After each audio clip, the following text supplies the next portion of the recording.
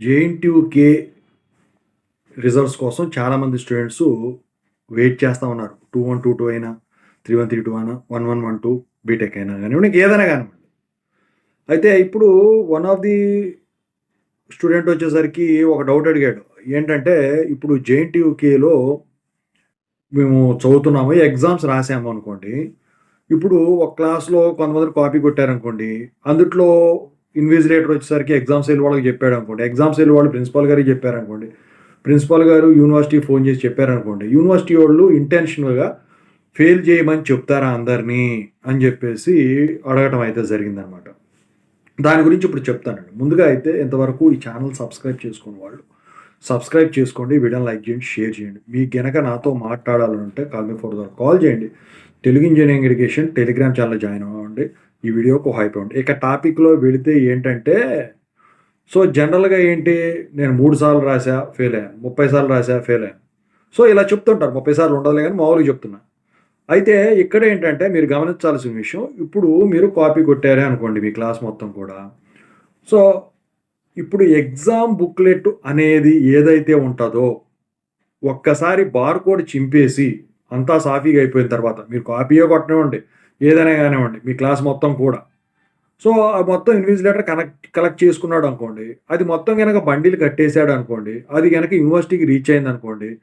University గనక మళ్ళీ dispatch చేసి నోడల్ సెంటర్స్‌కి పంపించిందే అనుకోండి పేపర్ వాల్యుయేషన్ కోసం. ఇక వాళ్ళ బాధ్యత అందరితో అయిపోయినట్టే. వాళ్ళ బాధ్యత ఏంటి? అందుట్లో బార్‌కోడ్‌లన్నీ కరెక్ట్‌గా మళ్ళీ తర్వాత మనం టాలీ చేయగలమా? లేమా? వాటిని నోట్ చేసుకోవటం.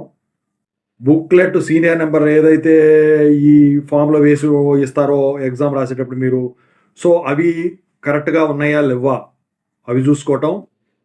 ఆ తర్వాత ఈ ఇంటర్నల్ మార్క్స్ అన్నీ గూడా ఒకటి సెపరేట్ చేసుకొని అట్లా పెట్టుకొని ఉంచటం. అవి కూడా పంపించడం ఉండదు. ఓన్లీ బుక్‌లెట్ ఏ కాలేజీ పంపించాం, కాలేజీ కోడ్ ఏంటి, ఈ మొత్తం గూడా ఇవి చూసుకొని పంపించడం వరకే. ఇక తర్వాత చేసేదెవరు? అది ఎక్కడికెళ్తదో ఎవరికీ తెలీదు.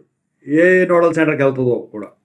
సో, వెళ్ళిన తర్వాత పేపర్ వాల్యుయేషన్ చేసేవాళ్ళు ఎవరు చేస్తారో కూడా తెలీదు. ఎవరికైతే స్పాట్ వచ్చిందో వాళ్ళకెళ్తారు. వెళ్ళిన తర్వాత పేపర్ వాల్యుయేషన్ చేస్తారు. మరి మీరు కాపీ కొట్టారు కదా! మరి ఇక్కడ యూనివర్సిటీ వచ్చేసరికి పలానా కాలేజీలో స్టూడెంట్స్ కాపీ కొట్టారంట, పలానా ప్రిన్సిపల్ గారు చెప్పారు, వాళ్ళందరిని ఫెయిల్ చేయండి అని చెప్తారా అని చెప్పేసి అడుగుతా ఉన్నారు. అలాంటియి ఏమీ ఉండవండి. ఒక్కసారి మీ బుక్‌లెట్ గనక పేపర్ వాల్యుయేషన్ గనక రీచ్ అయిందంటే, మీ మీద ఎటువంటి మాల్ ప్రాక్టీస్ కేసు ఉండదు.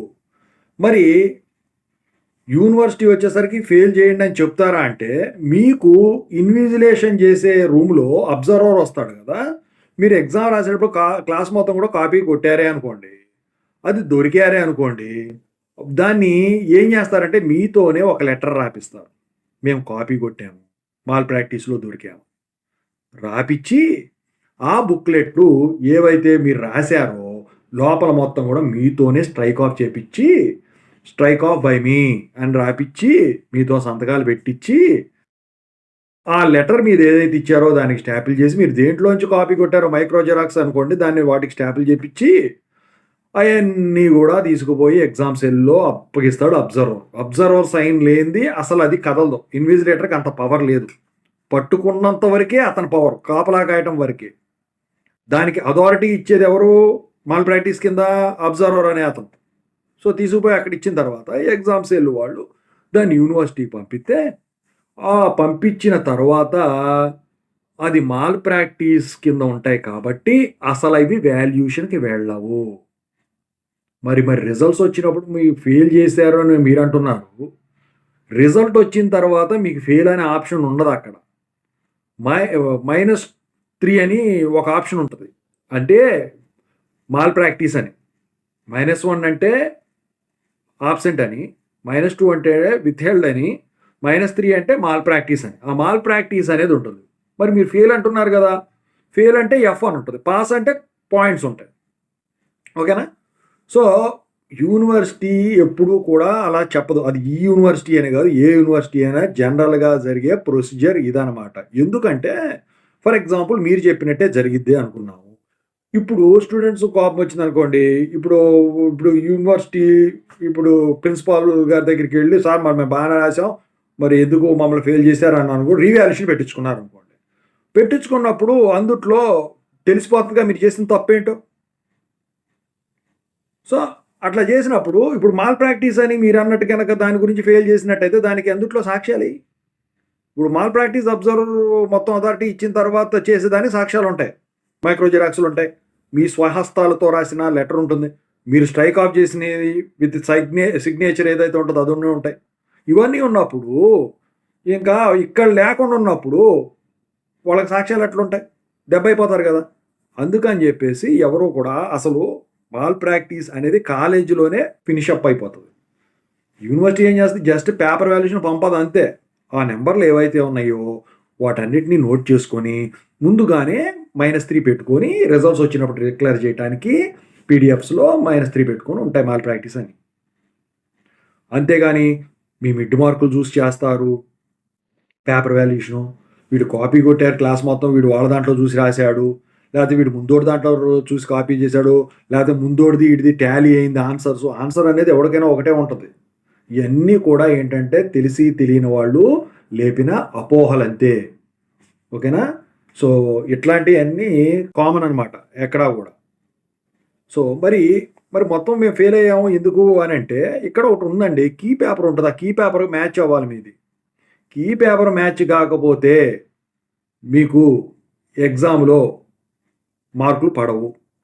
మ్యాచింగ్ అంటే ఎగ్జాక్ట్గా అయ్యే ఆన్సర్లు రావాలని నేను ఎప్పుడు చెప్పను, అవే అర్థం వచ్చేలా ఆన్సర్లు కూడా ఉంటాయి. ఓకేనా బుక్లెట్లో. సో మీకు ఇంకా అనుమానంగా ఉందనుకోండి, వీళ్ళు మేము కాపీ కొట్టామని చెప్పేసి ఫెయిల్ చేశారు అలా అనుమానాలు ఉంటే అప్పుడు మీరు ఛాలెంజ్ వాల్యుయేషన్కి వెళ్తే మీకు బుక్లెట్ ఏదో ఇస్తారు కదా, సో అప్పుడు దాంట్లో తప్పులేంటో మీకు తెలుస్తాయి. ఎందుకంటే మీ సార్ని ఒకళ్ళని అసైన్ చేస్తారు, అందుట్లో మాల్ ప్రాక్టీస్ ఉందా మీకు తెలిసిపోద్దండి. రిజల్ట్ వచ్చినప్పుడే తెలిసిపోద్ది -3 ఉందా, ఫెయిల్ అని ఉందా. ఫెయిల్ అని ఉంటే మాత్రం మాల్ ప్రాక్టీస్ కాదు, అది కావాలని ఫెయిల్ చేయమంటాం కూడా కాదు. అదో అవన్నీ కూడా మొత్తం కూడా ట్రాష్, అవన్నీ కూడా రూమర్స్ అనమాట, ఫేక్ న్యూస్ అంటారు చూసారా, అవన్నీ కూడా ఫేక్ న్యూస్లే. ఓకేనా. సో ఎప్పుడు జరిగేది ఇది, మీరు దాని గురించి అయితే మనసులో పెట్టుకోవద్దు. ఫెయిల్ అని వచ్చిందంటే మీరు అదృష్టవంతులు. మాల్ ప్రాక్టీస్ అంటే కాలేజీలో దొరికిపోతే మీరు అయితే ఇంకా కొంతమంది అడుగుతున్నారు, ఒకవేళ నిజంగా మాల్ ప్రాక్టీస్ వస్తే ఈ ఫ్యూచర్ ఎగ్జామ్స్ కూడా బ్యాన్ అంటే అట్లా ఉండదంట. ఏ సబ్జెక్ట్ అయితే మీరు దొరికిపోయారో ఆ సబ్జెక్ట్ వరకు ఇది అవుతారు. మీకు ఎక్స్ట్రాలు ఇలాంటివి చేశారనుకోండి, ఆ సిరీస్లో ఉన్న సెమిస్టర్లో ఉన్న ఎగ్జామ్స్ వాళ్ళు రద్దు చేసేస్తారు. జరగవు సాధారణంగా, ఎవరు గెలుక్కోరు అంత ఇదిగా. ఓకేనా. ఓవరాల్గా అయితే మీరు అడిగిన ప్రశ్నలకి నా సమాధానం అయితే ఇదండి. మీకు ఇంకా ఏమైనా వీడియోలు కావాలంటే కింద కామెంట్ సెక్షన్లో తెలియచేయండి. త్వరలో రిజల్ట్స్ రావాలని చెప్పేసి కోరుకుందాం. Thank you so much.